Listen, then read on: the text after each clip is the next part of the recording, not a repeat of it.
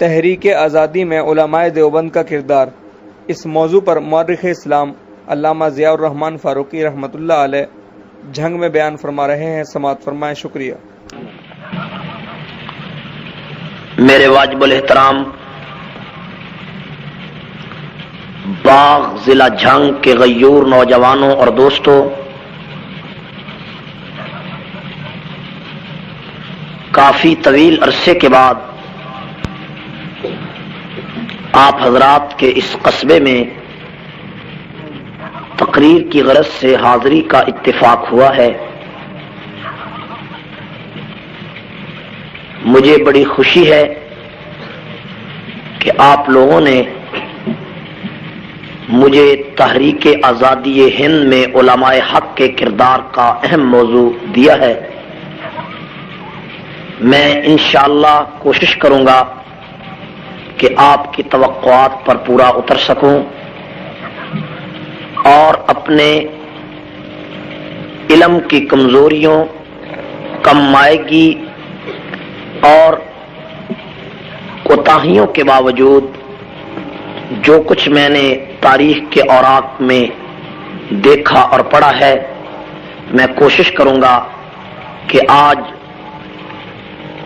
ان تمام چیزوں کو آپ کے سامنے رکھوں اور ہندوستان کی ایک بے مثال جماعت، بے مثال ہندوستان کے علماء کا ایک قافلہ کس طرح دار و رسم کی صعوبتیں برداشت کر کے، زندانوں کی اوٹ میں رہ کر، جیل کی چار دیواری میں سال ہا سال تک کس طرح نغمہائے آزادی کے گیت گاتا رہا اور کس طرح ظلم افرنگ کے مقابلے میں صبر و استقلال کا پیکر بنا رہا، کس طرح لوگوں کے تانے سن کر، لوگوں کی گالیاں سن کر، لوگوں کے شتم اور لوگوں کے تانوں کے باوجود کس طرح اس بر صغیر میں اس قافلہ حریت نے قرآن و سنت کے دیپ کو فروزاں کیا۔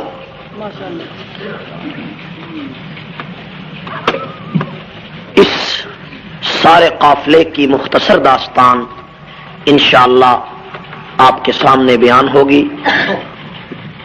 اللہ کے قرآن نے ارشاد فرمایا، ان الذین قالوا ربنا اللہ ثم استقاموا، وہ لوگ جنہوں نے یہ کہہ دیا کہ ہمارا رب ایک اللہ ہے، جنہوں نے یہ کہا کہ ہمارا رب ایک اللہ، یہ کہہ کر ثم استقاموا، پھر اس بات پر اتنے پکے ہو گئے، اتنے پکے ہو گئے کہ ان کی چمڑی ادھڑ گئی لیکن اسی بات پر پکے رہے۔ ان کو جلتے ہوئے انگاروں پہ ڈال دیا گیا لیکن اسی بات پر پکے رہے۔ ان کے بچے یتیم کر دیے گئے، ان کی بیویوں کو بیوہ کر دیا گیا، ان کے گھروں کو ختم کر دیا گیا، ان کے سامنے ان کی اولاد کو ذبح کر دیا گیا، لیکن ایک لمحے کے لیے بھی پائے استقلال میں ان کے فرق نہ آیا۔ تتنزل علیہم الملائکہ، جو قافلہ حریت ربنا اللہ کہہ کے اس بات پر پکا ہو جاتا ہے، اللہ فرماتے ہیں کہ ان پر آسمانوں سے رحمتوں کے فرشتے نازل ہوتے ہیں۔ اللہ تخافوا، یہ باور کرانے کے لیے کہ لا تخافوا ولا تحزنوا، کوئی خوف نہ کرو، کوئی غم نہ کرو، وابشروا بالجنۃ التی کنتم توعدون، دنیا میں ان پر رحمتوں کے فرشتے آتے ہیں اور قیامت کے دن ان کے لیے جنت کے دروازے کھول دیے جاتے ہیں۔ ایک آیت میں اللہ نے فرمایا، والذین جاہدوا فینا لنہدینہم سبلنا، جو ہمارے راستے میں، جو ہمارے دین کے لیے، جو ہمارے قرآن کے لیے کوشش کرتا ہے، اللہ اس کے لیے راستہ بناتا چلا جاتا ہے۔ اور ایک حدیث میں حضور نے فرمایا، لا تزال طائفۃ من امتی ظاہرین علی الحق، قیامت کی صبح تک ایک گروہ دنیا میں حق و انصاف پر قائم رہے گا، لا یضرہم من خالفہم حتی یاتی امر اللہ، ساری دنیا مل کر اس کی مخالفت کرے گی تب بھی اس گروہ کو ختم نہیں کر سکے گی۔ اہل سنت والجماعت کا عقیدہ ہے کہ اس دور میں بھی وہ گروہ موجود ہے جو حق و صداقت پر قائم ہے، جو اسلام کی امانت کو، قرآن و سنت کی امانت کو دنیا کے سامنے پھیلا رہا ہے، اور قرآن و سنت کے پیغام کو پوری دنیا میں پھیلا رہا ہے، وہ گروہ اس وقت بھی موجود ہے۔ اور ہمارا یہ دعویٰ ہے کہ وہ گروہ اہل سنت والجماعت کے ان علماء سے تعلق رکھتا ہے جن کو علماء دیوبند کی جماعت کہا جاتا ہے۔ آسمانوں کا سورج جس طرح چمکتا ہے، چاند کی رانائی جس طرح ہویدا ہوتی ہے، سورج کی تمازت جس طرح پھیلتی ہے، اور آسمانوں کا سورج جس طرح درخشندہ ہوتا ہے، اس میں کوئی شک نہیں۔ اسی طرح اس بات میں بھی کوئی شک نہیں کہ حق و صداقت پر قائم ہونے والا یہی گروہ ہے جس کو دیوبند کے علماء کی جماعت کہا جاتا ہے۔ میرے دوستو، حق و صداقت کے لیے ہر دور میں کفر کا مقابلہ ان کے آڑے آیا۔ یہ صرف اسلام کی تاریخ نہیں، بلکہ آپ اسلام سے پہلے دیکھیں کہ ہر دور میں حق و باطل کی آویزش رہی ہے، ہر دور میں حق و باطل کی ٹکر رہی ہے، ہر دور میں حق و باطل کا پیغام دنیا کے سامنے واضح ہوتا رہا ہے، ہر دور میں حق بھی آتا رہا ہے، باطل بھی آتا رہا ہے، باطل دنیا کی شان و شوکت لے کے آتا رہا، اور حق فقر و درویشی کا پیکر بن کے آتا رہا۔ باطل ظاہری سطوت و ثروت لے کے آتا رہا، اور حق فقیری اور درویشی لے کے آتا رہا۔ باطل دنیا کا لاؤ لشکر لے کے آیا، حق خدا کی نصرت کو ساتھ لے کے آیا۔ باطل دنیا کی جاہو حشمت کا پیکر بن کے آیا، اور حق دین کی عظمت کا پیکر بن کے آیا۔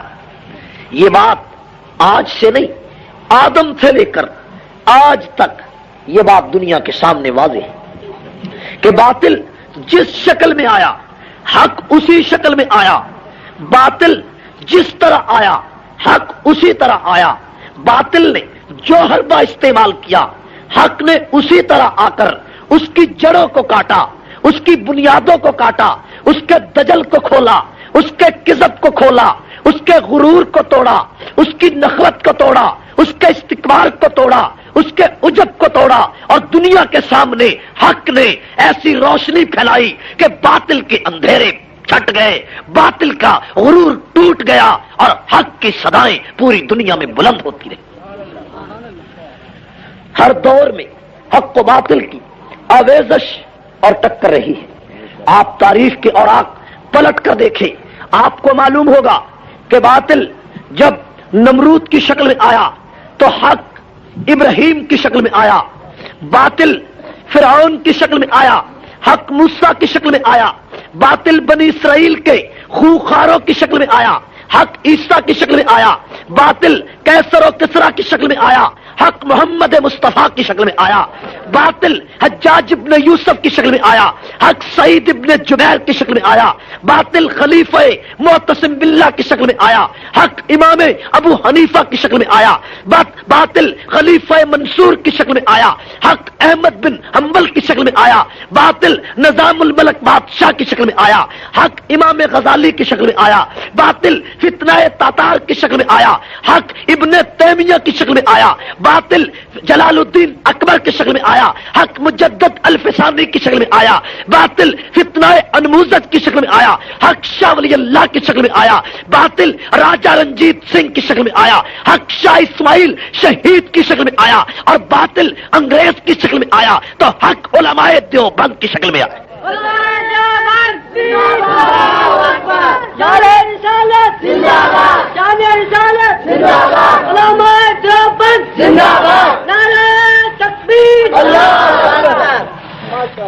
ہر دور میں حق و صداقت کی سزائیں اتنی بلند ہوتی رہی کہ باطل سرنگو ہوتا رہا، اور پھر اس دین کو دنیا میں پھیلانے کے لیے اللہ نے نبیوں کی قربانیاں لی یا نہیں لی؟ انبیاء نے قربانیاں دی یا نہیں؟ اس توحید کے لیے، اس دین کے لیے۔ آپ دیکھیے ابراہیم علیہ السلام کو آتش نمرود میں گرنا پڑا، اس دین کے لیے حضرت زکریا کو آرے سے چیر دیا گیا، اس دین کے لیے حضرت موسیٰ کو دریائے نیل کی موجوں میں اترنا پڑا، اس دین کے لیے حضرت ایوب علیہ السلام پر آزمائش آئی اور ان کے جسم میں تیرے پڑ گئے، اس دین کے لیے دنیا نے دیکھا کہ اس دین کے لیے حضرت موسیٰ علیہ السلام کا فرعون سے مقابلہ ہوا، اس دین کے لیے حضرت یونس علیہ السلام کو مچھلی کے پیٹ میں بطور آزمائش کے ڈالا گیا، اس دین کے لیے حضرت عیسیٰ علیہ السلام کو جیل میں جانا پڑا، اس دین کے لیے رسول اللہ صلی اللہ علیہ وسلم کے دندان مبارک شہید ہوئے، اس دین کے لیے بلال کو تپتی ریت پر لٹایا گیا، سمیہ کے ٹکڑے ٹکڑے کر دیے گئے، زنیرہ کی آنکھیں نکال دی گئی، نہدیہ کی چمڑی ادھیڑ دی گئی، لبینہ کے ٹکڑے ٹکڑے کر دیے گئے، اس دین کے لیے احد بدر کے میدان میں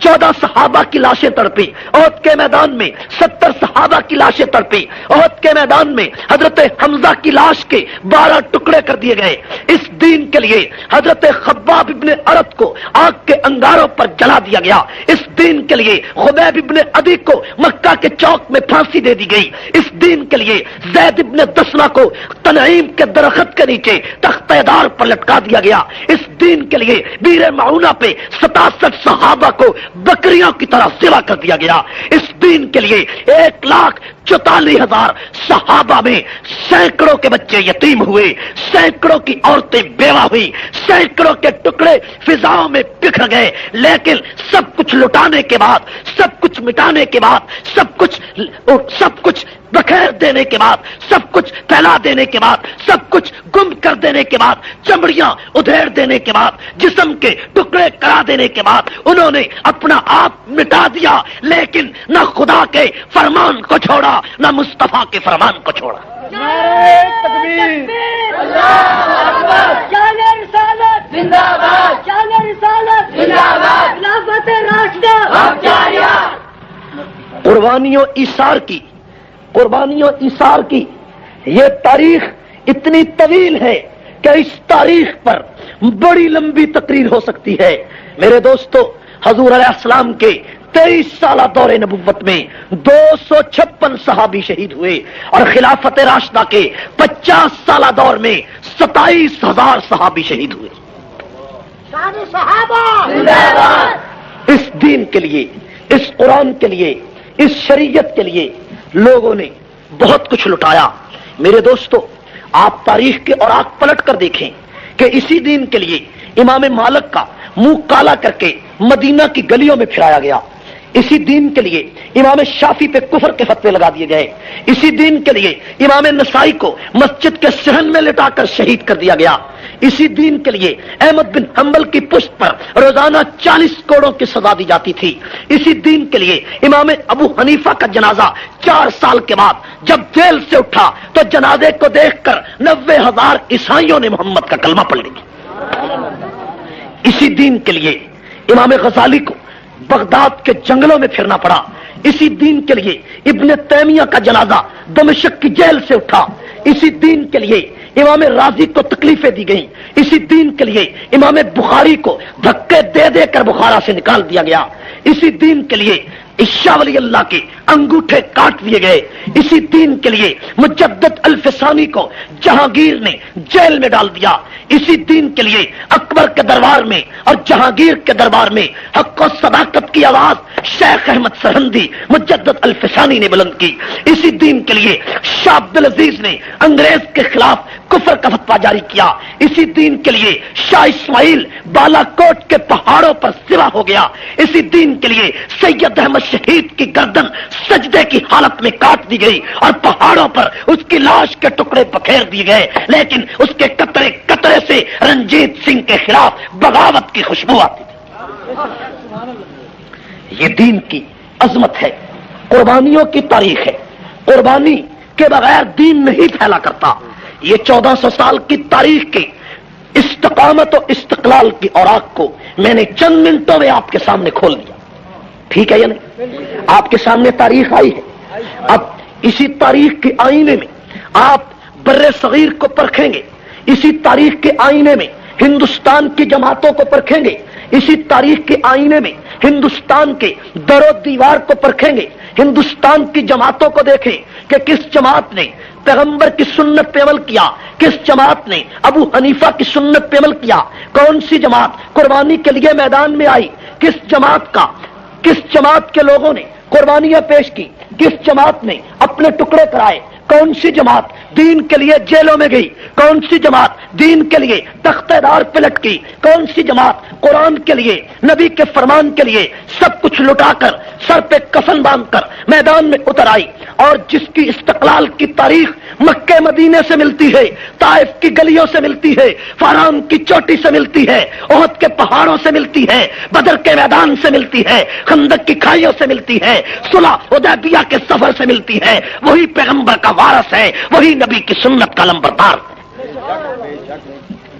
جس کی تاریخ 1400 سال کی تاریخ سے ملتی ہو، وہی ربنا اللہ کا علمبردار ہے، وہی لا تزال طائفۃ من امتی کا سزاوار ہے، وہی نبی کی سنت پر چلنے والا ہے، اور جو استقلال میں نبی کی سنت پہ چلے، استقامت میں نبی کی سنت پہ چلے، جو روپوں کی جھنکار کے سامنے ایمان کو نہ بیچے، جو تلوار کی کاٹ کے سامنے اسلام کو نہ بیچے، جو دین کی عظمت کے مقابلے میں ضمیر کا سودا نہ کرے، وہی اہل سنت ہے، وہی انبیاء کا وارث ہے، وہی دین کا وارث ہے، اور جس کا ایمان حلوے کی رکابی پہ بک جائے، جس کا ایمان ٹکے پہ بک جائے، جس کا ایمان سرمایہ کی جھنکار سے بک جائے، وہ اہل سنت نہیں ہے، وہ جناب علی دین کا دشمن ہے، قرآن کا دشمن ہے، اہل سنت نہیں ہو سکتا، اہل سنت وہ ہے جو حدیبیہ اور طائف کی سنتوں کا سزاوار بنے۔ نعرہ تکبیر، اللہ اکبر، نعرہ رسالت، زندہ باد، علماء دیوبند، زندہ باد۔ اپنے آپ کو سنی کہنا آسان ہے، اپنے آپ کو مجددی کہنا آسان ہے، اپنے آپ کو نقشبندی کہنا آسان ہے، لیکن کوئی مجدد الفسانی کی طرح ذرا گردن کو اکڑ کر بادشاہ کے سامنے تو لا کر دکھائے، کوئی مجدد الفسانی کی طرح بادشاہ کے غرور کو خاک میں ملا کر تو دکھائے، کوئی شیخ احمد سرہندی کی طرح تختہ دار پہ لٹک کر تو دکھائے، جو زندانوں میں جا کر زنجیروں کو چوم کر تو دکھائے، جو بیڑیوں کی جھنکار پہ سر اونچا کر کے چل کے تو دکھائے۔ اور مجددی اپنے آپ کو کہنا آسان ہے؟ نہیں، مجددی وہ ہے جو کسی کے سامنے خدا کے سوا گردن نہیں جھکاتا، اس لیے کہ مجدد کے بارے میں علامہ اقبال نے کہا کہ علامہ اقبال شیخ احمد سرہندی مجدد الفسانی کی قبر پر 1932 میں جب گئے تو علامہ اقبال نے شیخ احمد سرہندی کی قبر پر کھڑے ہو کر مجدد الفسانی کو عجیب خراج تحسین پیش کیا۔ علامہ اقبال کہتا ہے اس کی قبر کو خطاب کر کے کہ اس خاک کے ذروں سے ہیں شرمندہ ستارے۔ مجدد الفسانی کی قبر پر وہ کہتا ہے کہ اس خاک کے ذروں سے ہے شرمندہ ستارے، کہ اس خاک میں پوشیدہ ہے وہ صاحب اسرار۔ اس خاک کے ذروں سے ہے شرمندہ ستارے، کہ اس خاک میں پوشیدہ ہے وہ صاحب اسرار، اور گردن نہ جھکی جس کی جہانگیر کے آگے، گردن نہ جھکی جس کی جہانگیر کے آگے، ہے اس کے نفس گرم سے گرمی احرار۔ کتنے عظیم لوگ تھے۔ آج کل مجددی ہر آدمی بن جاتا ہے، جو ہر آستانے پہ گردن جھکائے وہ مجددی ہو سکتا ہے، جو ہر کپڑے کے سامنے گردن جھکائے، ہر سبز چادر کے آگے گردن جھکائے۔ مجدد الفسانی نے جہانگیر کے دربار میں گردن نہ جھکا کر دنیا کو بتا دیا کہ یہ گردن ایک دروازے پہ جھک سکتی ہے، خدا کے سوا کسی اور کے دروازے پہ نہیں جھک سکتی۔ یہ ایک تاریخ ہے میرے دوستو۔ اسی تاریخ کے آئینے میں ہم اپنے اکابر کی تاریخ آپ کے سامنے رکھنا چاہتے ہیں۔ اسی آئینے میں آپ اسی آئینے میں دیکھو، اس آئینے میں اس معیار پر، اس کسوٹی پر بر صغیر پاک و ہند کے کن علماء نے کردار پیش کیا۔ آپ کو معلوم ہونا چاہیے کہ ہندوستان میں سن 1601 میں انگریز آیا، ٹھیک ہے؟ پڑھے لکھے لوگوں کو پتا ہوگا کہ آج سے 40 سال پہلے اس پاکستان، ہندوستان اور مشرقی پاکستان بنگلہ دیش پر انگریزوں کی حکومت تھی، ٹھیک ہے یا نہیں؟ اور انگریز اس بر صغیر پر 250 سال سے زیادہ حکمران رہا، 250 سال۔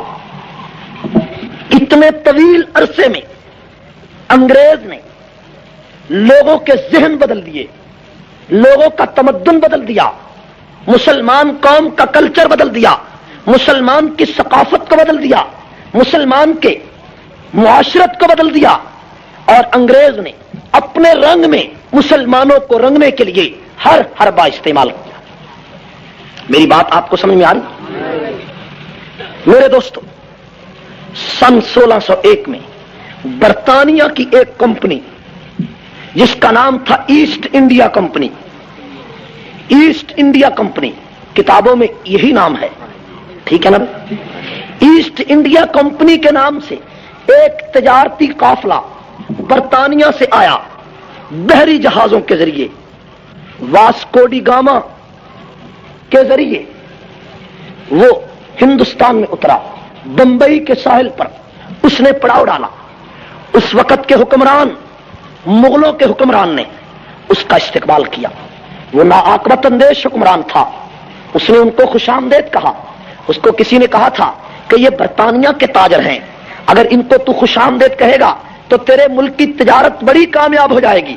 اس نے انگریز کو بڑی مراعات دی، بڑی ان کو سہولتیں مہیا کی، ان کے لیے بڑے علاقے متعین کیے، ان کو ٹیکس میں چھوٹ دے دی، ان کے لیے علاقوں میں بہت بڑا ذخیرہ جمع کر دیا، ان کو قرضے حکومت کی طرف سے عطا کیے گئے۔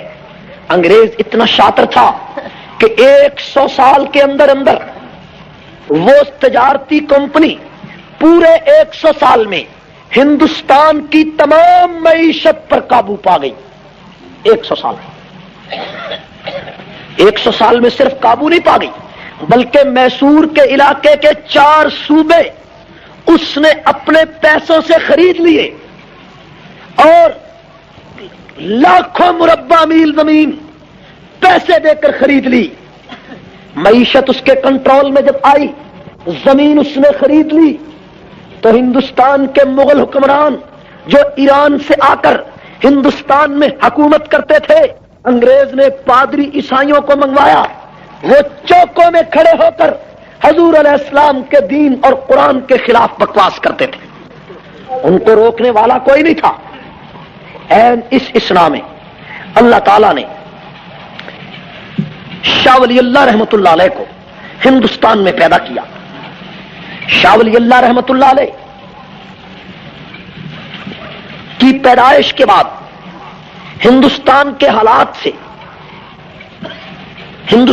حالات میں کچھ تغیر پیدا نہ ہوا، اس لیے کہ حالات کا مقابلہ کرنا ایک شاہ ولی اللہ کا کام نہیں تھا۔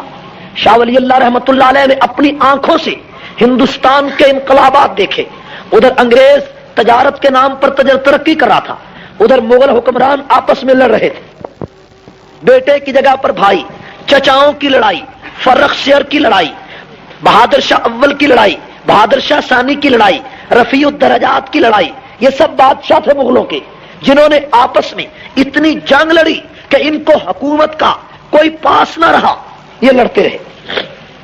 شاہ ولی اللہ رحمت اللہ علیہ نے اس موقع پر حجت اللہ البالغہ ایک کتاب لکھی عربی میں، جس کتاب میں انہوں نے اسلام کا معاشی نظام پیش کیا، معاشی فلسفہ دنیا کے سامنے رکھا، اور شاہ ولی اللہ ان حالات میں ایک قرآن پاک کو دنیا کے مسائل کا حل گردانتے تھے۔ شاہ ولی اللہ نے قرآن پاک کا عربی زبان سے ترجمہ ان حالات میں فارسی زبان میں کیا۔ اور آپ کی معلومات کے لیے عرض کروں کہ شاہ ولی اللہ سے پہلے ہندوستان نے پوری دنیا کی 1200 سالہ تاریخ میں کسی عالم نے قرآن کا ترجمہ عربی زبان سے کسی زبان میں منتقل نہیں کیا تھا۔ شاہ ولی اللہ اسلام کی تاریخ کا وہ جلیل القدر انسان ہے جس نے قرآن کا ترجمہ سب سے پہلے عربی زبان سے فارسی میں کیا، اس لیے کہ ہندوستان کی سرکاری زبان اس وقت فارسی تھی، مغل ایران سے آئے تھے اور ایرانیوں کی زبان فارسی تھی۔ شاہ ولی اللہ رحمت اللہ علیہ کے گھر میں ایک لڑکا پیدا ہوتا ہے سن 1724 میں، اس لڑکے کا نام عبدالعزیز ہے جو بعد میں شاہ عبدالعزیز کے نام سے مشہور ہوا۔ شاہ ولی اللہ کے یہ فرزند تھے جو محدث دہلوی قرار پائے۔ شاہ ولی اللہ کے اسی بیٹے شاہ عبد العزیز نے سن 1764 میں جب ان کے والد شاہ ولی اللہ دنیا سے رخصت ہو گئے تو انہوں نے شاہ ولی اللہ کے ترجمہ قرآن کو فارسی زبان سے تفسیر میں بدل دیا اور شاہ ولی اللہ نے قرآن کا ترجمہ لکھا تھا، شاہ عبد العزیز نے قرآن کی تفسیر فارسی میں لکھ دی۔ اور آپ کی معلومات کے لیے عرض کروں کہ شاہ ولی اللہ کے 4 بیٹے تھے۔ کتنے بیٹے؟ بڑے بیٹے کا نام شاہ عبد العزیز، دوسرے بیٹے کا نام شاہ عبد القادر، تیسرے بیٹے کا نام شاہ رفیع الدین، چوتھے بیٹے کا نام شاہ عبد الغنی۔ یہ چاروں ہی بیٹے قرآن کے مفسر تھے اور حدیث کے محدث تھے۔ شاہ ولی اللہ کے یہ 4 بیٹے، بڑے بیٹے شاہ عبد العزیز نے قرآن کی تفسیر فارسی میں لکھی اور شاہ عبد القادر اور شاہ رفیع الدین نے ہندوستان کی تاریخ میں پہلی مرتبہ قرآن پاک کا ترجمہ اردو زبان میں کیا۔ اردو زبان میں جتنے دنیا کے تراجم ہیں ان تمام تراجم کی بنیاد شاہ عبد القادر اور شاہ رفیع الدین کا ترجمہ۔ جو ترجمہ اس ترجمے سے نہیں ملے گا وہ ترجمہ قابل قبول نہیں ہوگا۔ ایک ترجمہ اس ترجمے سے نہیں ملتا تھا، اس کو عرب ملک ضبط کر چکے ہیں اور یہ کہہ کر ضبط کر چکے ہیں کہ چونکہ یہ ترجمہ شاہ عبد القادر اور شاہ رفیع الدین کے ترجمے سے نہیں ملتا، اس لیے یہ اس لائق نہیں ہے کہ مسلمان قوم اس کا مطالعہ کرے۔ میرے دوستو، شاہ ولی اللہ کے چوتھے بیٹے کا نام ہے شاہ عبد الغنی۔ شاہ عبد الغنی وہ شاہ ولی اللہ کے بیٹے ہیں کہ جن کے آگے فرزند کا نام شاہ اسماعیل شہید ہے۔ شاہ اسماعیل شہید شاہ ولی اللہ کے حقیقی پوتے ہیں۔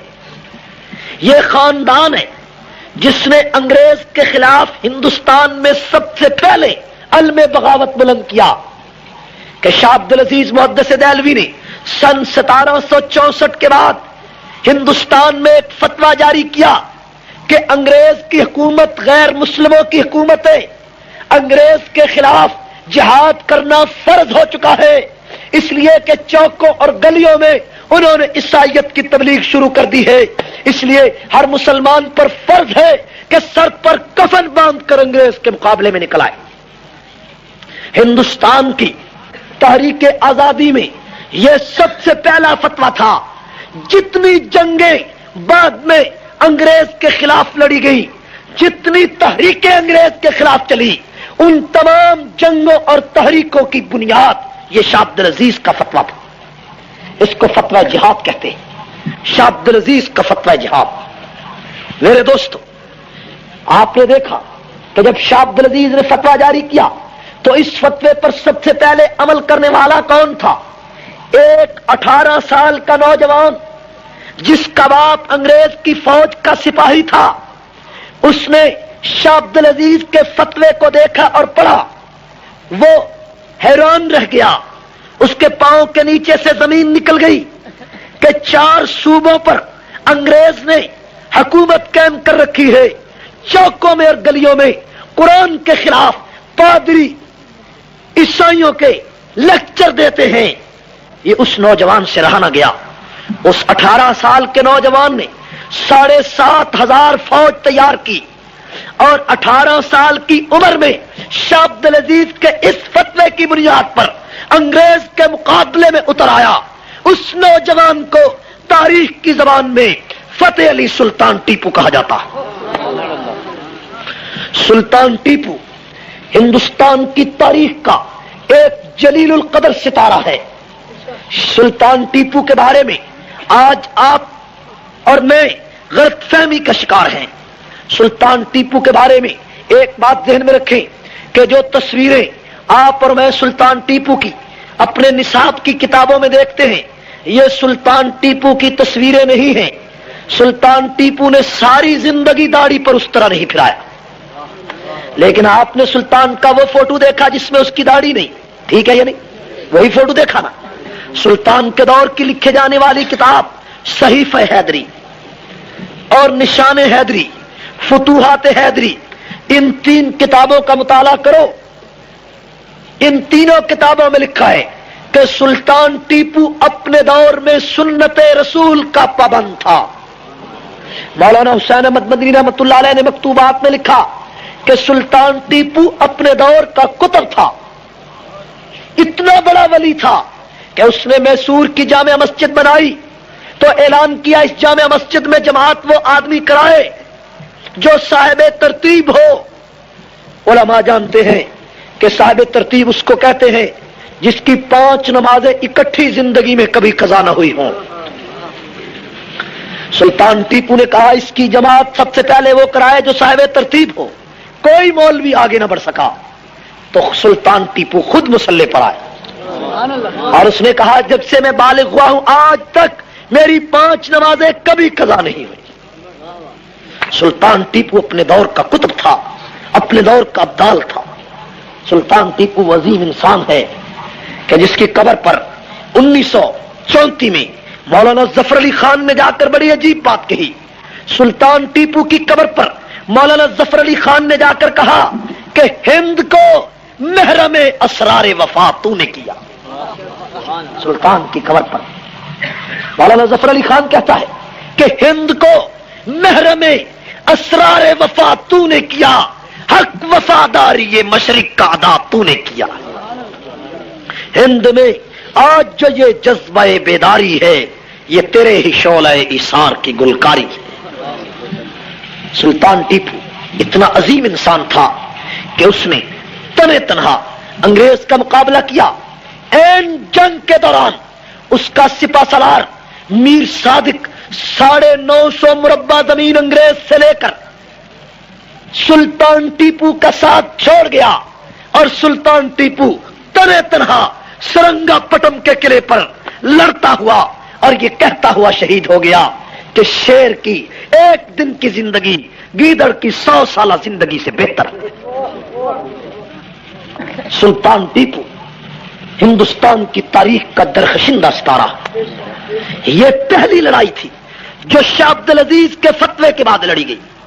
اس کے بعد دوسری لڑائی جنگ پلاسی ہوئی جس کو نواب سراج الدولہ نے انگریز کے مقابلے میں لڑا اور یہ لڑائی کل 22 گھنٹے تک جاری رہی۔ جنگ پلاسی، اس جنگ پلاسی میں سلطان ٹیپو کی طرح نواب سراج الدولہ سے بھی غداری ہوئی اور این لڑائی کے موقع پر 650 مربع زمین کا لالچ لے کر میر جعفر انگریز کی فوجوں سے جا ملا اور نواب سراج الدولہ کی گردن کاٹ دی گئی۔ میرے دوستو، یہ ہندوستان کی تاریخ کے المناک واقعات ہیں۔ انگریز کے خلاف لڑائیوں کے جرم میں حق کو، صداقت کے علمبرداروں کو کس طرح جان گسل اور کربناک واقعات سے گزرنا پڑا۔ اس کے بعد ہندوستان کی تاریخ میں ایک عجیب واقعہ پیش آیا۔ یہ تو انگریز کے خلاف لڑائی ہو رہی ہے، شاہ عبد العزیز کا فتویٰ بھی انگریز کے خلاف جاری ہے، لیکن ایک عجیب واقعہ پیش آیا کہ یہ جو پنجاب ہے جہاں پر آج میں اور آپ موجود ہیں، اس پنجاب پر راجہ رنجیت سنگھ کی حکومت تھی۔ راجہ رنجیت سنگھ کی اس پنجاب پر کس سن میں؟ سن 1824 میں راجہ رنجیت سنگھ کی حکومت تھی اور اس وقت پنجاب سعدکاباد اوباڑوں سے لے کر پشاور تک پھیلا ہوا تھا۔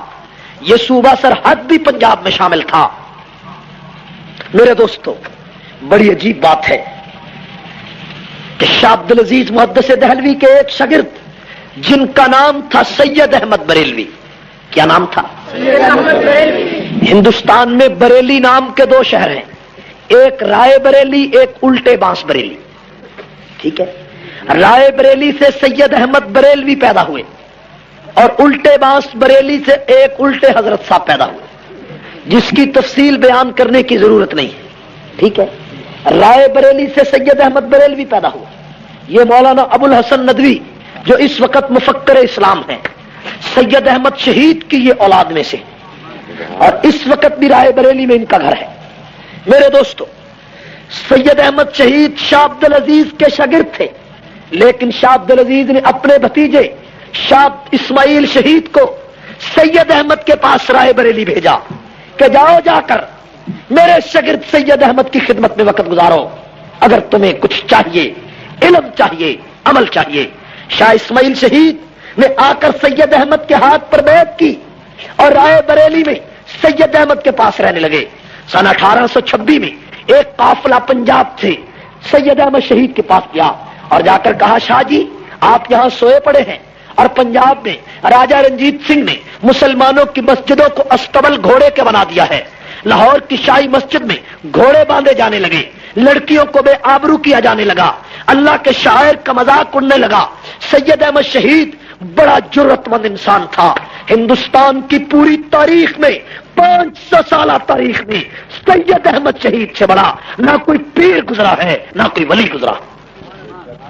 آپ حیران ہوں گے, میں ان کے مکتوبات میں, ان کی حالات زندگی میں نے جب یہ واقعات پڑھے تو میری حیرت کی انتہا نہ رہی کہ سید احمد شہید ہندوستان کا اتنا بڑا ولی تھا کہ جس کے ہاتھ پر 3.5 لاکھ سکھوں نے محمد کا کلمہ پڑھا تھا. سید پر 40 لاکھ شرابیوں اور زانیوں نے توبہ کی تھی. سید احمد شہید وہ ولی تھا کہ جس بستی سے گزرتا تھا ایک واز کہتا ساری بستی حضور کا کلمہ پڑھنے لگ جاتی تھی. اتنا بڑا ولی تھا. اس کے چہرے کو لوگ دیکھتے, اس کی صحبت میں بیٹھتے, اس کے طریقوں کو دیکھتے, انسان وقت حیرت میں ڈوب جاتا. آخر شاہ اسماعیل شہید جیسا انسان ایسے تو نہیں ان کا مرید ہو گیا. شاہ اسماعیل وہ عظیم انسان ہے کہ جس کے سینے میں پیغمبر کی 30,000 حدیثیں یاد تھی. 30,000 حدیثوں کا حافظ تھا شاہ اسماعیل شہید, جس نے 87 کتابیں لکھی, جس نے ہندوؤں کی وہ رسمیں جو مسلمان قوم میں آ گئی ہیں ان کی جڑوں کو کاٹا, شرک کی بنیادوں کو کاٹا, بدعات کی بنیادوں کو کاٹا, رسم و رواج کی بنیادوں کو کاٹا. شاہ اسماعیل ہندوستان کا ایسا عالم ہے کہ جس نے ہندوؤں کی رسموں کے مقابلے میں, سکھوں کی رسموں کے مقابلے میں نبی کی سنت کتاب کیوں لکھی, اس نے صراط مستقیم کتاب کیوں لکھی, اس نے منصب امامت کتاب کیوں لکھی, اس نے دنیا کو شرک سے دور کیوں کیا. آج تقویت الایمان کا جو آدمی مطالعہ کرے گا وہ ساری زندگی شرک کے قریب نہیں جا سکتا. کر کے دیکھ لیں, تجربہ کر کے دیکھ لیں. اتنا عظیم انسان تھا. اور میں آپ کی معلومات کے لیے کروں کہ شاہ اسماعیل نے تقویت الایمان کتاب سفر میں لکھی, گھر بیٹھ کر نہیں لکھی, سفر میں. مولانا عبید اللہ سندھی کہتے ہیں کہ میں نے تقویت الایمان پڑھ کر رسول اللہ کا دین قبول کیا. سکھ گھرانے سے عبید اللہ سندھی تعلق رکھتا تھا, تقویت الایمان پڑھتا گیا اور محمد کا کلمہ پڑھتا گیا. میرے دوستو, سن 1826 میں سید احمد شہید نے فوجی بھرتی کا اعلان کیا. 7,500 6,500 فوجیوں کو سید احمد شہید اپنے ساتھ لے کر رائے بریلی سے چلا. ڈرتے ہوئے پشاور پر آ کر سید احمد شہید نے حملہ کیا. اس وقت پشاور بھی پنجاب میں شامل تھا. پہلے حملے میں پشاور فتح کر دیا. پشاور کے چوک یادگار میں شاہ اسماعیل نے امیر المومنین سید احمد شہید کے پرچم کو لہرا دیا اور پشاور میں شراب پر پابندی کا اعلان کیا, جوئے پر پابندی کا اعلان کیا. اور یہ تاریخ کا بڑا عظیم اتفاق ہے کہ 1826 یکم مئی اتوار کے دن پشاور کے شہر میں شاہ اسماعیل نے شراب پر پابندی کا اعلان کیا. اور اسی پشاور کے شہر میں جب شاہ اسماعیل کا ایک روحانی فرزند مفتی محمود وزیر اعلیٰ بنتا ہے تو جس دن مفتی محمود نے پشاور میں شراب پر پابندی کا اعلان کیا اس دن بھی یکم مئی اتوار ہی کا دن تھا.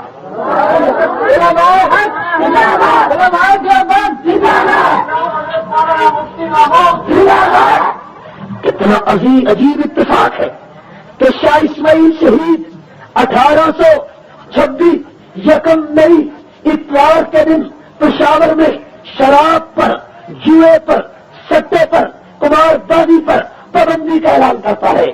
اسی پشاور میں مفتی محمود 1972 میں جب چیف منسٹر بنتا ہے تو سب سے پہلے شراب پر پابندی لگاتا ہے, جوئے پر پابندی لگاتا ہے.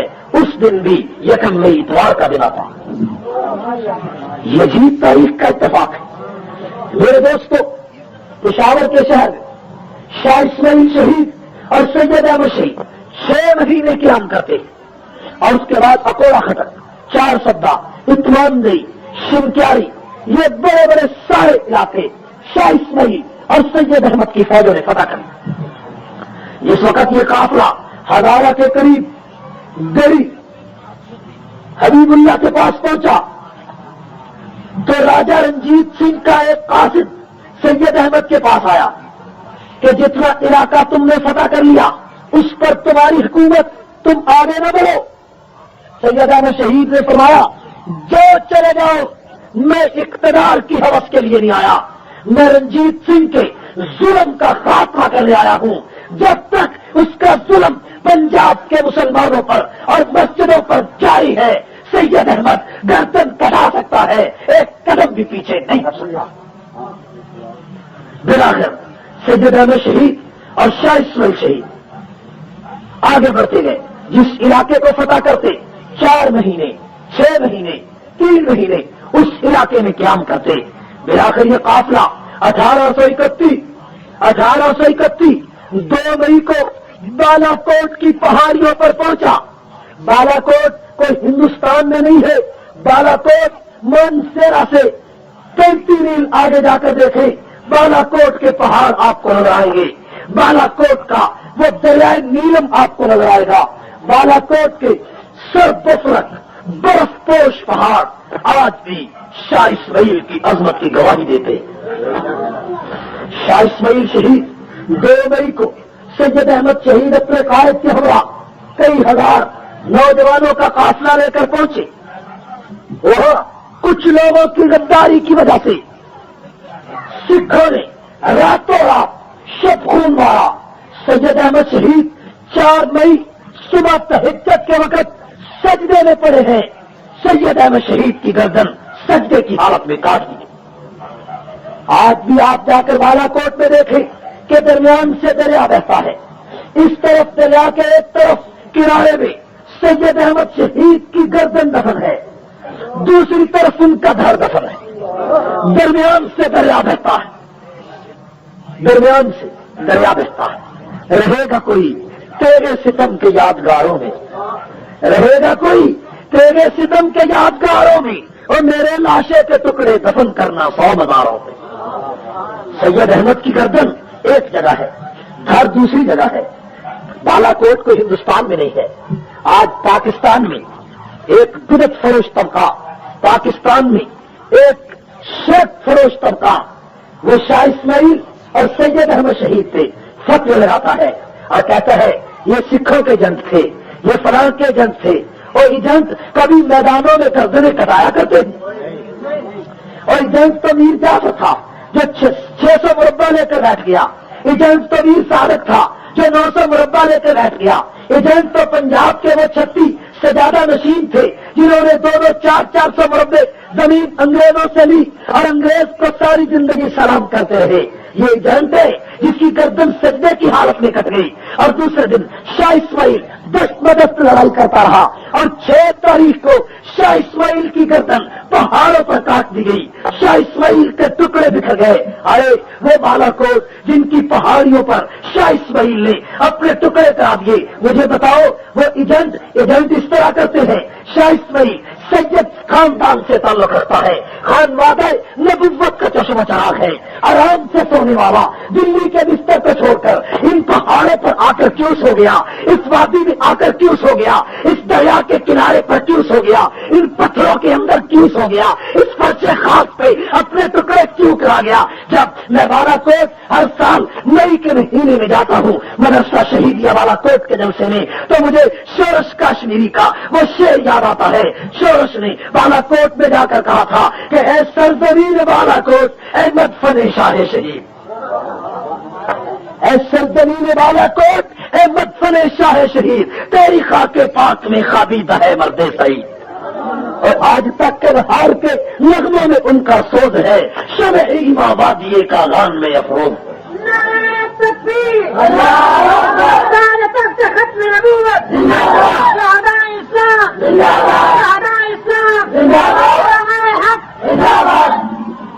شورش نے آخر میں بڑی عجیب بات کہی کہ شہیدوں نے بالا کوٹ کا دیرینہ یہ ہم پر قرض ہے، شہیدان بالا کوٹ کا دیرینہ یہ ہم پر قرض ہے کہ شرک کی عمارت کو ڈھانا ہمارا فرض ہے، شرک کی عمارت کو ڈھانا ہمارا فرض ہے۔ یہ قافلہ حریت کا قافلہ تھا۔ شاہ اسماعیل 450 رفقا کے ساتھ اس پہاڑ پر ذبح کر دیے گئے۔ بالا کوٹ کے شہر میں سید احمد شہید کی گردن دفن ہے، لیکن بالا کوٹ سے 1 کلومیٹر کے فاصلے پر ایک پہاڑ ہے، اس پہاڑ کی چڑھائی آپ چڑھیں حیران ہوں گے، ارد گرد آسمانوں پر پہنچنے والے فلک پہاڑ ہیں، اور اس پہاڑ کی چوٹی پر 450 شہداء کی قبریں، وہ دلی کے شہداء، وہ دلی کے سید خاندان کے شہداء۔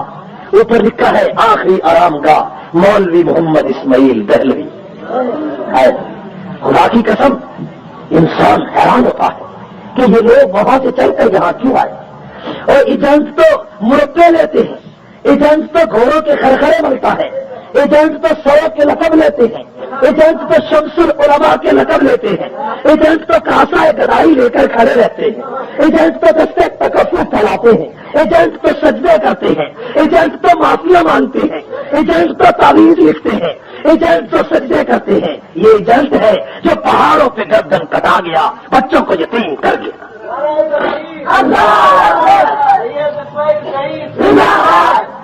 یہ بات 1831 کو بالا کوٹ کے پہاڑوں پر ختم ہو گیا۔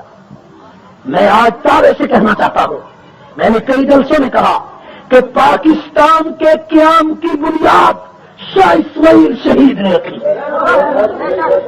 اگر شاہ اسماعیل پنجاب سے سید احمد شہید پنجاب سے راجا رنجیت سنگھ کے خلاف اعلان جہاد نہ کرتا تو آج بھی لاہور اور اس پنجاب پر راجا رنجیت سنگھ کے حواریوں کی حکومت ہوتی۔ شاہ اسماعیل نے سکھوں کے خلاف جہاد کر کے پنجاب کو سکھوں سے پاک کر کے پاکستان کا حصہ بنا دیا۔ ایک علیحدہ خطہ سید احمد شہید کی نظر میں تھا کہ ایک علیحدہ خطہ بن جائے۔ اس خطے کی حفاظت کے لیے سید احمد شہید آیا۔ پاکستان کا فلسفہ، علیحدہ ریاست کا فلسفہ، سکھوں سے نجات کا فلسفہ صرف شاہ اسماعیل شہید اور سید احمد شہید نے بر صغیر میں پیش کیا۔ میرے دوستو، یہ بات 1831 کو ختم ہو گئی، ایک نیا باب تاریخ کا شروع ہوتا ہے۔ اس وقت تک انگریزوں کی حکومت کئی صوبوں میں قائم ہو چکی تھی۔ غداری کی وجہ سے سلطان ٹیپو اور نواب سراج الدولہ کی گردن کاٹی جا چکی تھی، اور ادھر شاہ اسماعیل بھی شہید ہو گئے، سید احمد بھی شہید ہو گئے۔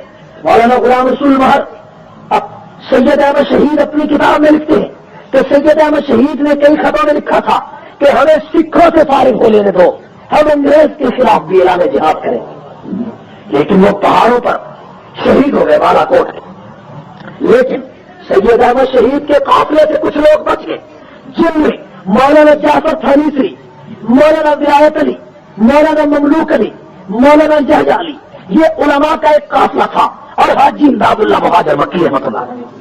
حاجی امداد اللہ مہاجر مکی سید احمد شہید کے مرید ہیں، یہ سید احمد شہید کے قافلے سے تعلق رکھنے والے ہیں۔ حاجی امداد اللہ مہاجر مکی رحمۃ اللہ علیہ نے شاملی کے محاذ پر آ کر 1856 میں انگریز کے خلاف اعلان جہاد کا منصوبہ بنایا، اور دلی کے علاقے میں حاجی امداد اللہ مہاجر مکی کی قیادت میں ہندوستان کے تمام مکاتب فکر کے علماء کا ایک اجتماع ہوا 7 دسمبر 1856 کو۔ اور میری بات کو سمجھ میں آ رہی؟ کوئی گال پلے کہہ رہی ہے کہ میں ہوا کے میرے ماری جان دوں، ٹھیک ہے؟ کوئی ساگان سمجھ آ رہی؟ 7 دسمبر 1856 کو ایک اجلاس ہوا حاجی امداد اللہ مہاجر مکی کی قیادت۔ اس اجلاس میں علماء سعادت پور، علماء لدھیانہ، علماء فرنگی محل، علماء ننوتا، علماء تھانہ بھون، سب علماء شریک ہوئے۔ اس اجلاس میں بڑے بڑے جیت علماء آئے۔ اس اجلاس میں فیصلہ تھا کہ یا تو ہم ہندوستان چھوڑ جائیں، ہجرت کر جائیں، یا انگریز کے مقابلے میں لڑیں یہاں تک کہ انگریز نکل جائے، یا ہم شہید ہو جائیں۔ رب اللہ کا یہ مفہوم ہے، سمجھے نہیں بات؟ رب اللہ کا یہ مفہوم ہے کہ دین کے لیے کٹنا، دین کے لیے مٹنا، دین کے لیے رکنا، یہی سب سے بڑی عظمت ہوتی ہے۔ اس میٹنگ میں ایک آدمی نے کہہ دیا کہ ہماری تعداد بڑی تھوڑی ہے، ہماری تعداد، مولانا قاسم نانوتوی نے اٹھ کر کھڑے ہو کر کہا کہ کیا ہماری تعداد غازیاں نے بدر سے بھی کم ہے؟ بس اتنی بات تھی، اتنی بات کہ مجمع میں آگ لگ گئی۔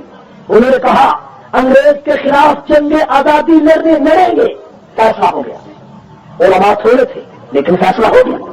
چنانچہ 1857 4 مارچ کو ایک علماء کا دستہ امبالہ کے محاذ پر انگریز کے خلاف نبرد آزما ہوا اور دوسرا دستہ شاملی کے محاذ پر انگریز کے مقابلے میں اترا۔ یہ لڑائی 22 دن تک جاری رہی، جنیقیں چلی، گولے چلے، تیر چلے، اسلحہ چلا۔ حافظ محمد دامن شہید ہو گئے، مولانا قاسم نانوتوی کے ساتھی۔ اس جنگ میں مولانا حاجی امداد اللہ مہاجر مکی کی قیادت میں مولانا قاسم نانوتوی، مولانا رشید احمد گنگوہی اور مولانا جعفر تھانیسری، مولانا ولایت علی اور مولانا مملوک علی شریف تھے۔ ٹھیک ہے، اس لڑائی میں علماء نے انگریز کا مقابلہ کیا۔ ہندوستان کی سب سے بڑی یہ جنگ آزادی ہے، انگریز کے خلاف علماء کی یہ سب سے پہلی اور سب سے بڑی لڑائی۔ اس لڑائی میں علماء کو فتح حاصل نہ ہو سکی۔ کیوں؟ کئی پیروں نے، کئی ملاؤں نے در پردہ انگریز سے تعاون کیا، انگریز کا ساتھ دیا۔ علماء کے پاس وسائل کم تھے۔ وائسرا برطانیہ نے ڈاکٹر ولیم میور سے کہا کہ ہندوستان کے مسلمان کس طرح ہمارے قابو میں آ سکتے ہیں، رپورٹ کرو۔ اس نے 2 سال ہندوستان کا دورہ کر کے انگریز کو جو رپورٹ بھیجی 1863 میں، اس رپورٹ کا پہلی شک ہے کہ ہندوستان میں انگریز جب تک ان 3 باتوں پر عمل نہیں کرے گا کبھی کامیاب نہیں ہو سکتا۔ سب سے پہلی بات کہ یہ قرآن اللہ کی جو کتاب ہے، اس قرآن کو ہندوستان سے جلا دیا جائے۔ جب تک یہ قرآن موجود ہے انگریز کامیاب نہیں ہو سکتا۔ دوسرے نمبر پر اس نے کہا کہ جب تک مدرسہ اور مولوی موجود ہے انگریز کامیاب نہیں ہو سکتا۔ تیسرے نمبر پر اس نے کہا کہ انگریز نے آج سے پہلے میدانوں میں لڑائی لڑی ہے، آج کے بعد انگریز کو سرد جنگ لڑنی پڑے گی، اس لیے کہ ہندوستان کا مسلمان پیر پرست ہے، مولوی پرست ہے، دین کا نام لیتا ہے۔ اس لیے انگریز کو چاہیے کئی ایسے مولوی خریدے، کئی ایسے پیر خریدے جو انگریز سے کہے کہ جناب اللہ کی طرف سے ہمیں وحی آئی ہے کہ جہاد اللہ نے حرام کر دیا، یہ فتویٰ دیں۔ یہ 3 سکے، ان تینوں سکوں پر وائسرا برطانیہ نے عمل کرنے کا آرڈر کر دیا اور سب 1864 میں ہندوستان کے قرآن پاک، ہندوستان میں قرآن کے تمام نسخوں کو ایک جگہ جمع کر کے، جن کی تعداد 3.5 لاکھ تھی، ایک جگہ جمع کر کے آگ لگا دی۔ قرآن تو جلا دیا، لیکن 6 مہینے کے بعد دیکھا کہ آزادی کا جذبہ اسی طرح موجود ہے۔ ولیم میور کو انگریز نے طلب کیا وائسرا برطانیہ نے کہ قرآن جلانے کے بعد بھی جذبہ ختم کیوں نہیں ہوا، تو اس نے ایک 8 سال کا بچہ انگریز کی عدالت میں پیش کر کے کہا کہ قرآن کے صفحات کو جلا دیا، لیکن اس بچے کے سینے سے قرآن کو کون نکال سکتا۔ دوسرے نمبر پر اس نے کہا کہ علماء کا قتل عام کر دیا جائے، علماء کو شہید کر دیا جائے، جہاں کوئی مولوی نظر آتا ہے اس کو گولی سے اڑا دیا جائے اور مدارس پر بلڈوزر گرا دیا جائے۔ ہندوستان کی تعلیمی سرگزشت پر ایک کتاب لکھی ہے ایک انگریز نے، اور ڈاکٹر ہنٹر اپنی کتاب ہمارے ہندوستانی مسلمان میں لکھتا ہے، اور سید طفیل احمد منگلیری کی کتاب ہے ہندوستان کا روشن مستقبل۔ اس کتاب میں طفیل احمد منگلیری لکھتا ہے کہ انگریز جب ہندوستان میں آیا تھا تو صرف دلی کے ایک شہر میں 1000 دینی مدرسہ تھا، ایک شہر میں۔ لیکن جب انگریز نے آرڈر دیا مدارس کے شہید کرنے کا، تو 1 مہینے کے اندر دلی سے مدارس کا صفایا ہو، شاہ ولی اللہ کے مدرسہ رحیمیہ کی اینٹ سے اینٹ بجا دی گئی، مدرسے برابر کر دیے گئے، علماء کا قتل عام شروع ہو گیا۔ مسٹر ٹامسن اپنی انگریزی کی ایک کتاب میں لکھتا ہے کہ 1864 سے لے کر 1866 تک ہندوستان کی تاریخ کے یہ 2-3 المناک سال ہیں کہ ان سالوں میں انگریز نے علماء کو جس طرح ذبح کیا اس کی مثال ہندوستان کی تاریخ پیش نہیں کر سکتے۔ وہ کہتا ہے کہ دلی کے چاندنی چوک سے لے کر خیبر تک کئی 100 میل کے ایریے میں کوئی درخت ایسا نہیں تھا جس درخت پر علماء کی گردنیں لگ رکھی۔ 14,000 علماء کو درختوں کے اوپر لٹکا دیا گیا، سوروں کی کھالوں میں بند کر کے جلتے ہوئے تنوروں میں علماء کو ڈال دیا گیا، علماء کے جسموں کو تانبے سے داغا گیا، علماء کو ہاتھیوں کے اوپر کھڑا کر کے ان کی گردنوں کو درختوں سے باندھ کر نیچے سے ہاتھیوں کو چلا دیا گیا۔ لاہور کی شاہی مسجد کے شہر میں ایک انگریز نے پھانسی کا پھندا لگایا تھا اور ایک ایک دن میں 80 علماء کو شاہی مسجد کے شہر میں پھانسی دی جاتی ہے۔ مسٹر ٹامسن اپنی انگریزی کی کتاب میں لکھتا ہے کہ دلی میں اپنے خیمے میں تھا تو مجھے خون کی بدبو آئی، خون کی بدبو۔ میں پیچھے گیا تو کیا دیکھتا ہوں کہ آگ کے انگارے پک رہے ہیں اور ان انگاروں کے اوپر 40 علماء کے کپڑے اتار کر ان کو انگاروں کے اوپر ڈالا گیا اور میرے سامنے 40 اور علماء کو لایا گیا۔ انگریز کہتا ہے مولویوں ایک دفعہ کہہ دو کہ 1857 کی جنگ آزادی میں ہم شریک نہیں تھے، ابھی چھوڑ دیتے ہیں۔ ٹامسن کہتا ہے مجھے پیدا کرنے والے کی قسم ہے کہ پہلے 40 علماء بھی آگ پر پک گئے اور دوسرے 40 علماء بھی آگ پر پک گئے، ایک بھی عالم ایسا نہ تھا جس نے انگریز کے سامنے گردن جھکائی۔ ہے یہ سے تمنا سے زباں کی دوریاں، سختیاں دشواریاں پابندیاں مجبوریاں، یاد ایام جفا آخر بلائے تو بلائیں کس طرح، اور دل فرنگی سے لگائیں تو لگائیں کس طرح۔ مولانا جعفر تھانیسی کو امبالہ سے گرفتار کر کے ہاتھوں میں کڑیاں پاؤں میں بیڑیاں ڈال کر امبالہ سے کوٹ لکھپت جیل لاہور تک پیدل لایا گیا۔ جب لاہور پہنچے تو ان کے جسم سے لہو رہتا تھا۔ ان تینوں علماء کو انگریز سپرنٹینڈنٹ جیل نے کہا ان کے گلے میں لوہے کے توق ڈال دو، لوہے کے توق ڈال دیے۔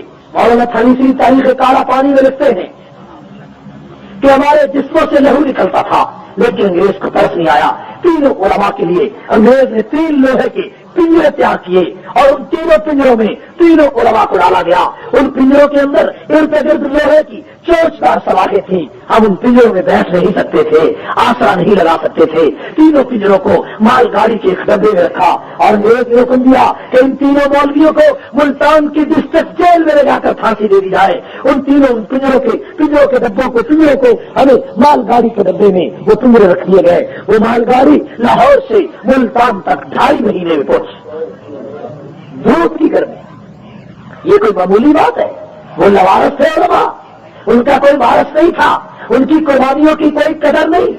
آج 14 اگست آتا ہے تو جناب انگریز کے ٹاؤٹ سروں اور بہادروں کو خراج تحسین پیش کرتے ہو۔ بتاؤ یہ ہزاروں علماء اتنے یتیم تھے، اتنے لوارث تھے کہ آج ان کا نام بھی نہ ریڈیو اور ٹی وی پہ تو لیتا ہے نہ اخبارات میں لیتا ہے۔ جو انگریز کا ٹاؤٹ ہے اس کو سلام کرتے ہو، جس نے انگریز کی آنکھ ڈال کر صبر و استبداد کا مقابلہ کر کے رب اللہ کے پرچم کو بلند کیا، اس کا نام نہیں لیتے، اس لیے کہ آج کا حکمران انگریز کا خود کاشتہ پودا حکمران ہے۔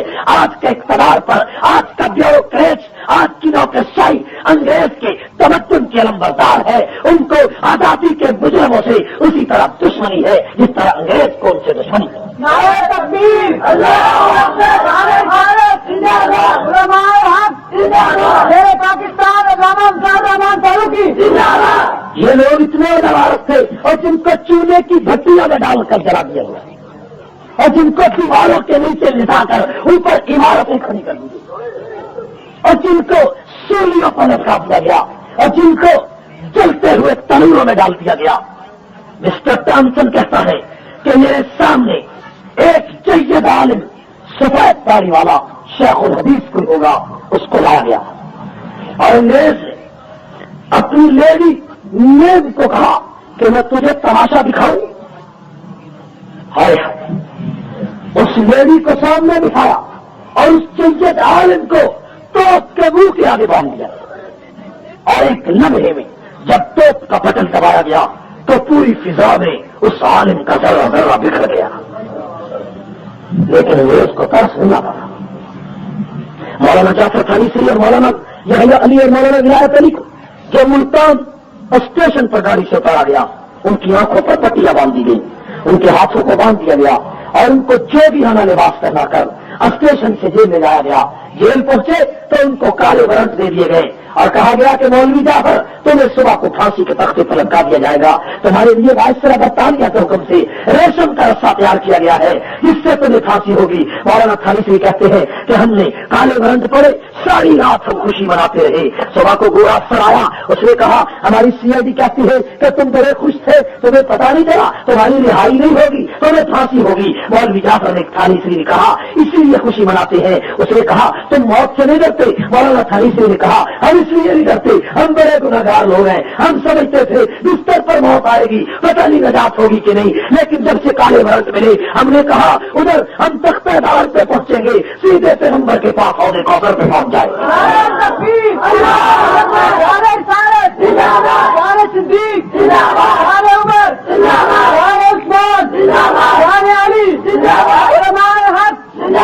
پاکستان جار رحمان فاروقی انجمن سپاہی صحابہ. مولانا جعفر تھانیسری نے کہا ہمیں تو خوشی ہے. گویا چلا گیا، اس نے کہا تمہیں آج پھانسی نہیں ہوگی. 3 دن کے بعد کالے ورنٹ اور آئے جن پر لکھا تھا کہ جس موت سے مولوی خوش ہوتا ہے انگریز وہ موت بھی انہیں دینے کے لیے تیار نہیں. انگریز ان کو 14 سال کے لیے کالا پانی کی جیل میں بھیجنا چاہتا. یہ عادت ہو گیا. مولانا جعفر تھانیسری تاریخ کالا پانی میں اسی موقع پر ایک شعر لکھا ہے. لوگ تازہ ہے لوگ. مولانا تھانیسری نے اس موقع پر جب ان کی موت کی سزائے عمر قید میں بدل گئی تو مولانا تھانیسری لکھتے ہیں کہ مستحق دار کو حکم نظر بندی ملا. مستحق دار کو حکم نظر بندی ملا. کیا کہوں کیسے رہائی ہوتے ہوتے رہ گئے. یعنی اگر پھانسی ہو جاتی تو رہائی ہو جاتی. وہ پھانسی کو رہائی سمجھتے تھے کہ مستحق دار کو حکم نظر بندی ملا. کیا کہوں کیسے رہائی ہوتے ہوتے رہ گئے. ہے جب کالا پانی کسی کو بھیجا جاتا اس کی داڑھی کے بالوں کو مول دیا جاتا تھا، اس کے ان ابروؤں کو کاٹ دیا جاتا، مونچھوں کو مول دیا جاتا. مولانا تھانیسری کہتے ہیں کہ انگریز ہمیں پھانسی کے دھندے سے بچا کر کالا پانی بھیج رہا. صبح کو جب انگریز نے مولانا یحییٰ علی کی داڑھی کے بالوں کو کاٹا تو مولانا یحییٰ علی داڑھی کے بالوں کو ہاتھوں میں پکڑ کر دھاڑے مار مار کر رونے لگے اور داڑھی کے بالوں کو دیکھ کر کہا داڑھی کے بالوں تو بے مبارک ہو. میں چاہتا تھا شہادت مجھے ملے لیکن میری بجائے تمہیں شہادت نہیں ملی. جو کالا پانی جاتا اس کے بچوں کو ملاقات کے لیے لایا جاتا. مولانا تھانیسری کہتے ہیں جب میرے بچوں کو ملاقات کے لیے لایا گیا، میرا 8 سال کا چھوٹا سا بچہ تھا اور ایک میری بیوی تھی. جب وہ میری بیوی اور بچہ جیل کی سلاخوں کے سامنے آیا اور جب میرے بچے نے دیکھا کہ میرے پاؤں میں بیڑیاں ہیں، میرے ہاتھوں میں ہتھکڑیاں ہیں، لہو بہتا تھا تو میرا بچہ دھاڑے مار کر روتا تھا، میری بیوی بھی رو رہی ہے.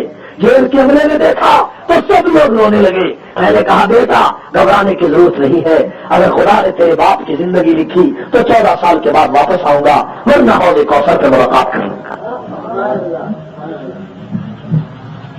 یہ لوگ تھے، یہ قربانیاں تھیں.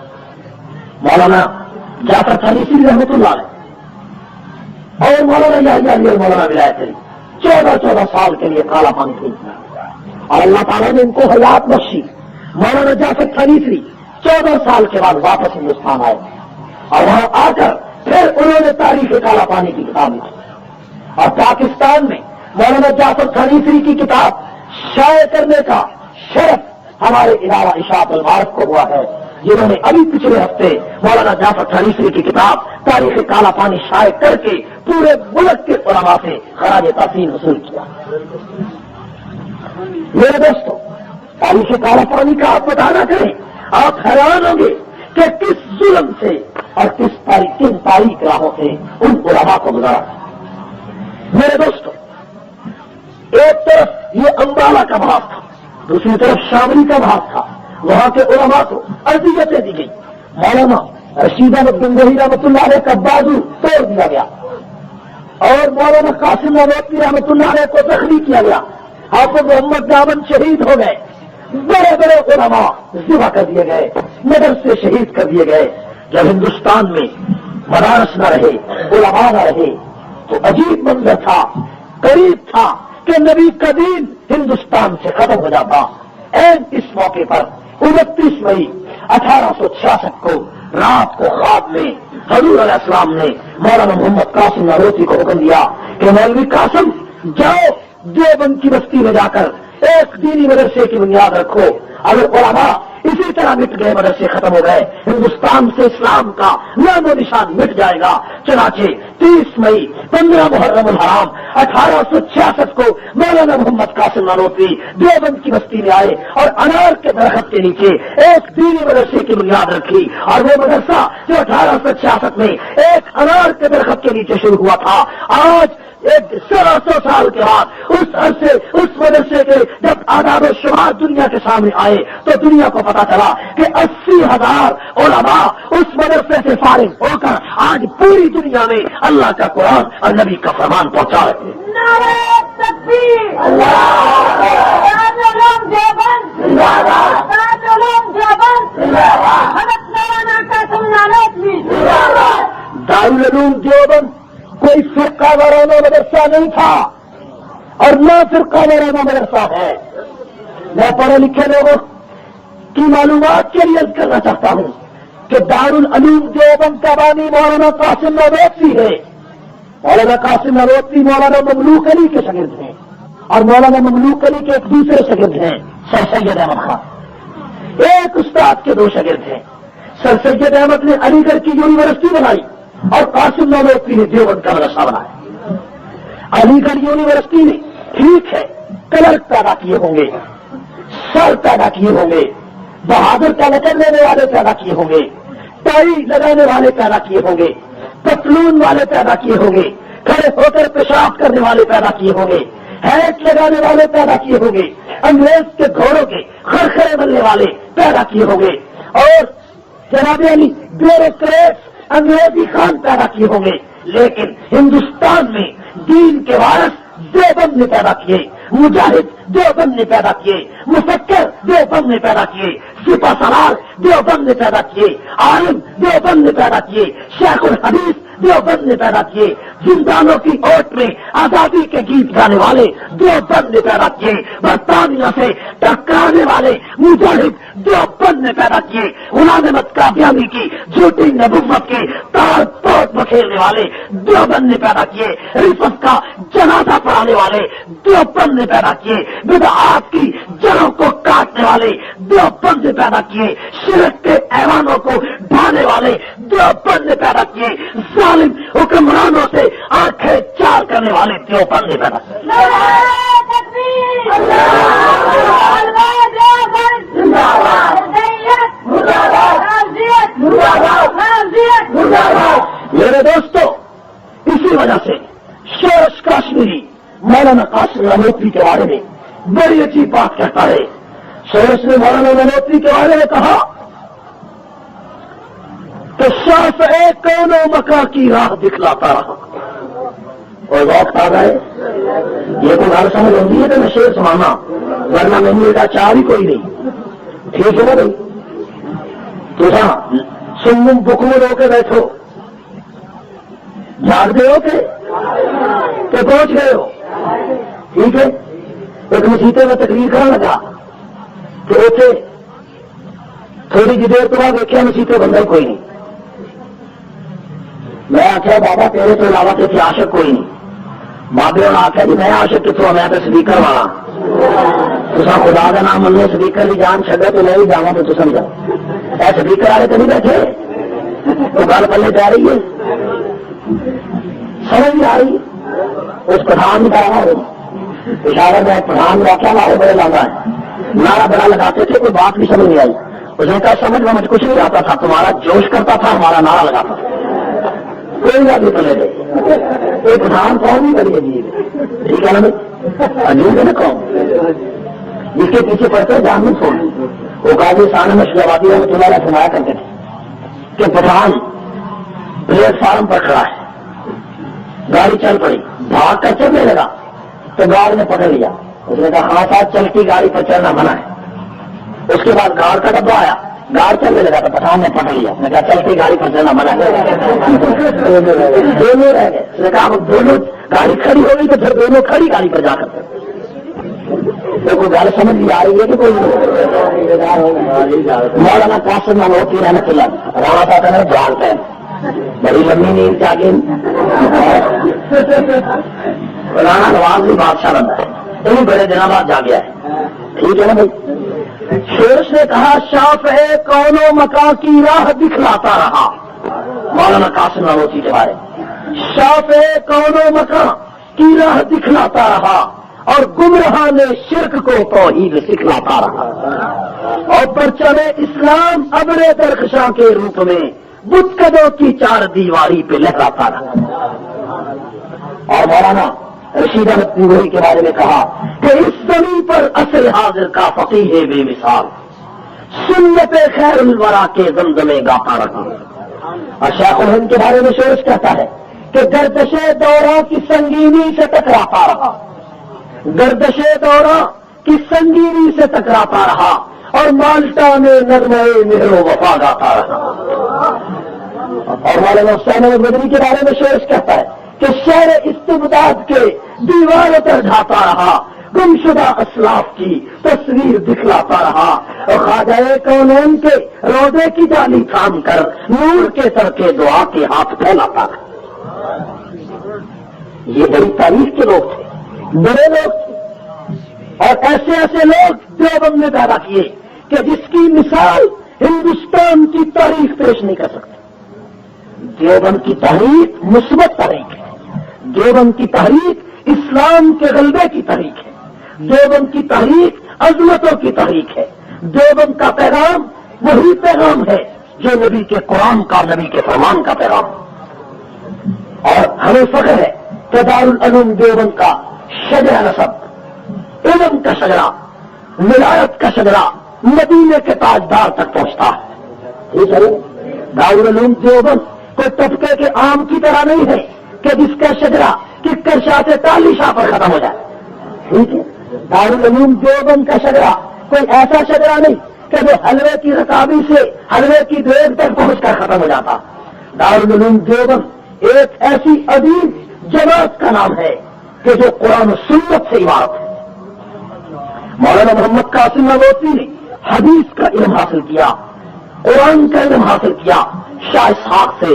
شاہ اسحاق نے شاہ عبدالغنی سے شاہ عبدالغنی نے شاہ عبدالعزیز سے شاہ عبدالعزیز نے شاہ ولی اللہ سے شاہ ولی اللہ نے شیخ ابو طاہر مدنی سے شیخ ابو طاہر مدنی نے علامہ محمد بن احمد صاحب مجموع البحار سے علامہ محمد بن احمد نے شیخ ربیع ابن سبی سے شیخ ربیع ابن سبی نے شیخ حسام الدین صاحب کنز المال سے شیخ حسام الدین نے شیخ محمد بن احمد سے شیخ محمد بن احمد نے شیخ ربیع ابن سبی سے شیخ ربیع ابن سبی نے دو واسطوں سے امام ابو عیسیٰ ترمذی سے امام ابو عیسیٰ ترمذی نے امام بخاری سے امام بخاری نے عبداللہ ابن مبارک سے عبداللہ ابن مبارک نے امام ابو حنیفہ سے امام ابو حنیفہ نے حضرت حماد سے حضرت حماد نے انس بن مالک سے انس بن مالک نے عبداللہ بن مسعود سے عبداللہ بن مسعود نے محمد رسول اللہ سے.